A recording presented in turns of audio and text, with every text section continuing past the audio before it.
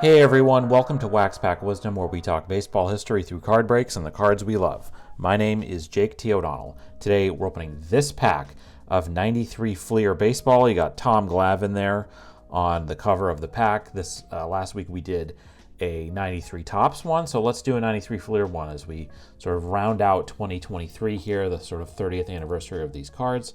As you can see, these cards originally were bought from CVS for, they were $10, I guess. I did not pay $10 for this pack, I can tell you that much. But I don't know where I bought these semi-recently. So we'll see what we get here. Fleer making it a little bit harder to open than some of the others. And remember, we're kind of coming out of the junk wax era a little bit here. I think that, there's the cards are not as produced as heavily. They're maybe like a little bit more scarce than maybe some other cards would be. But so the first card here is Andahar Cedeno, who is a shortstop for the Houston Astros. One thing to remember in this era, of course, is that the Astros are in the National League at this point, which it's kind of sometimes I forget that they that they were ever in the National League. It's also, one thing that some folks don't remember. Younger folks watching these don't remember that the Brewers were in the American League forever, the entire time I was growing up, and then they moved to help sort of balance things out, and then quite a few years later, the Astros moved from the National League to the American League. The 2005 World Series was the White Sox versus the Astros. Kind of strange to think about right now, but anyway, Andahar Cedeno, part of those Astros teams in the early 90s, before they kind of moved into a better era in the late 90s, thanks to the Killer Bees, Craig Biggio, Jeff Bagwell, and Derek Bell was another one of those sort of killer bees. He was a really good player too. There's Jeff Tackett, catcher for the Orioles. I can't really say I know a ton about Jeff Tackett other than that here's his 93 Fleer card. I think of Chris Hoyles and Mickey Tettleton as being some of the catchers for the Orioles in this era, not necessarily Jeff Tackett. There's Sean Bosky with the Cubs.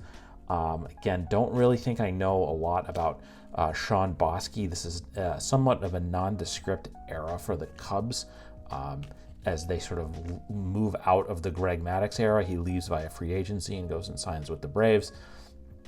But they did have they had some good players, and this looks like spring training because of the sort of V-neck uniform that he's wearing there.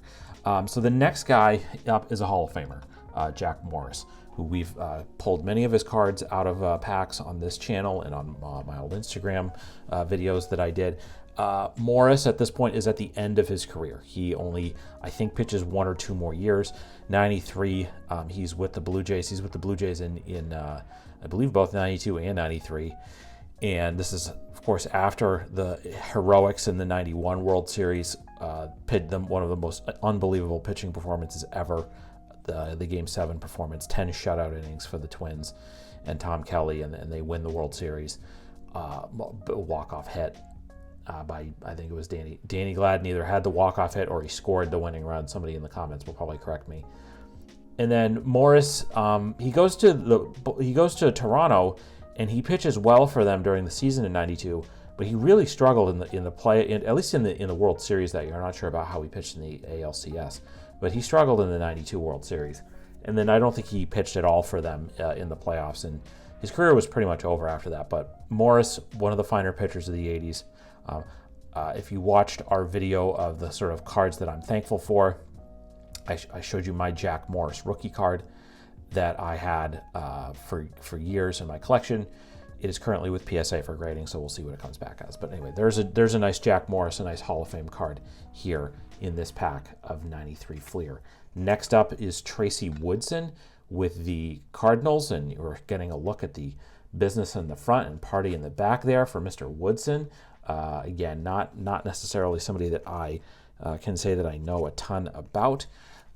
So far, not a lot to write home about in this pack.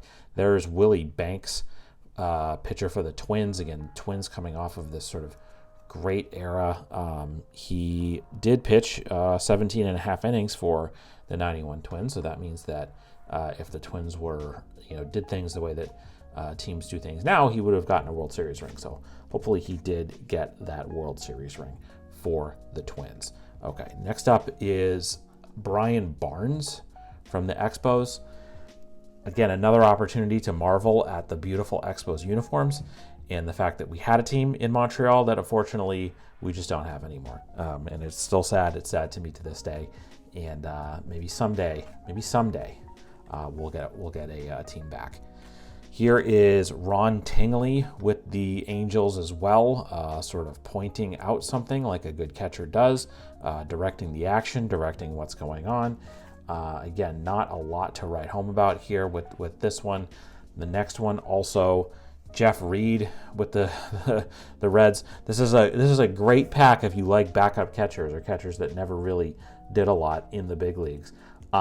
So we're going to move on because the next card is a multiplayer card that has a couple of big-time stars on it, and that is a Superstar Special of Larry Walker and Darren Daulton. Larry Walker, of course, a Hall of Famer. Near the end of his tenure with the Expos, he's there in 93.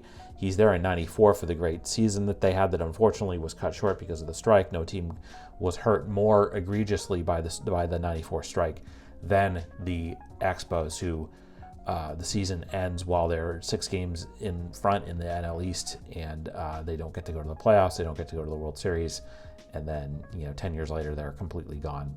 And then Larry Walker left the Expos at the end of that season and signed with the Rockies, where he put up some of his best years. Obviously, probably the years that he's best remembered for, including several batting championships and eventually making his way on through to a Hall of Fame career.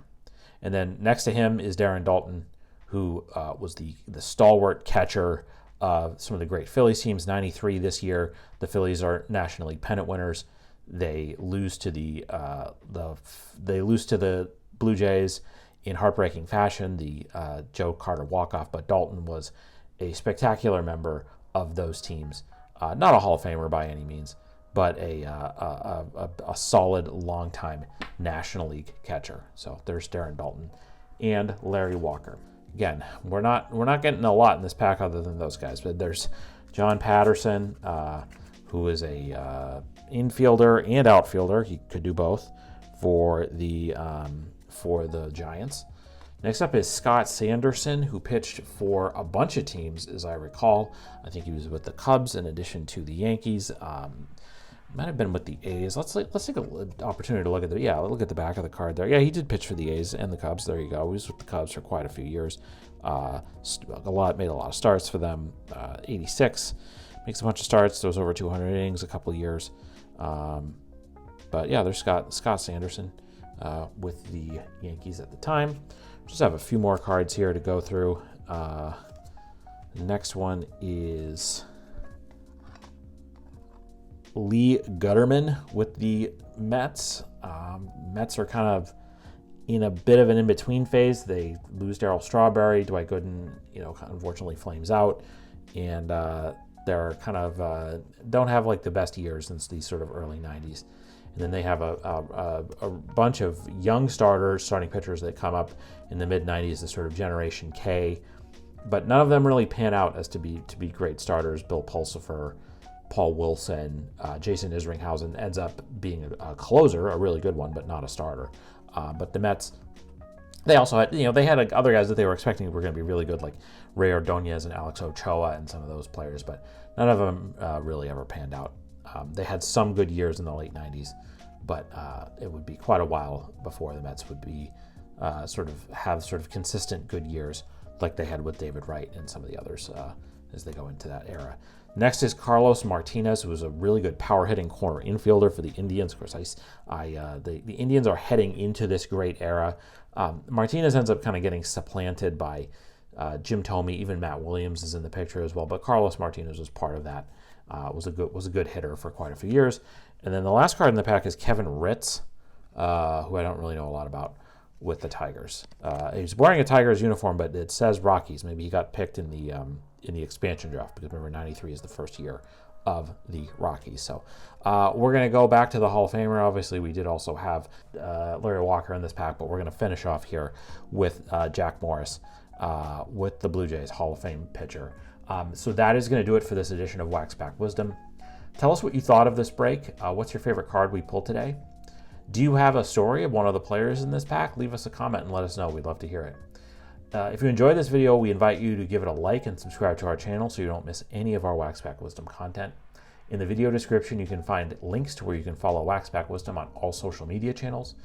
You'll also find a link to a list of our favorite nonprofits and charities. If you enjoyed this video, please consider a donation to one of those organizations. It would mean a lot to us. Thanks very much for watching, and we'll see you next time on Wax Pack Wisdom. Take care.